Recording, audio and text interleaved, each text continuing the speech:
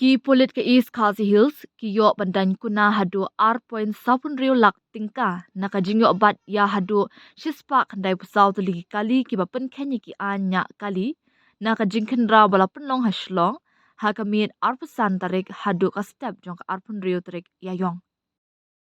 Ya kani kajing kendra la penlong dagi pulit ka sadar lain kra but loom danger hapo kajing alam jong Superintendent of Police ke East Khasi Hills USP City Traffic but additional SP Traffic.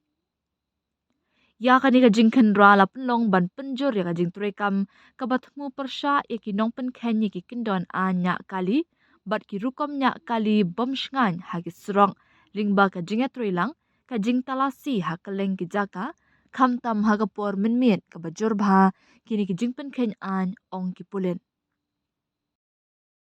Ki pulit kila penlet jingmut bha bante lakam ye kitu ki banyak kali hapadeng kajing syok kau yang kajing shna ne modify be an ye ki kali bat ki lain kajing tak yet yong ki kali haringkat bat kajing kmi benia e ki kot kisla bat e ki wepat ki jing pen kenya ki kindon jong ka Motor Vehicles Act. Ha kani kajing khandra kila don hadu shispa kandai pusau tuli ki jing pen kenya ki kindon an ki balayok ban ha ka balayok ban dan kuna hadu arlak sapun rewa jar tingka benrap ki pulen.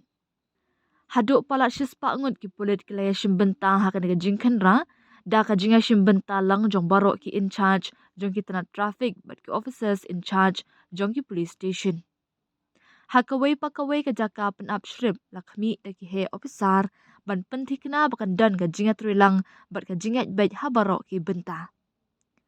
Ki pulit ki penpau bakan kajing khandra ka penpau ka jing beteng ka jong ki ban shim ya kajing kit kli na ka benta ban penne bat pen I ya kajing don jong ki bat ka batmu ban tela kam persya e ki nong pen ken an ban pentikna ya kajing bot renti e ki kendon an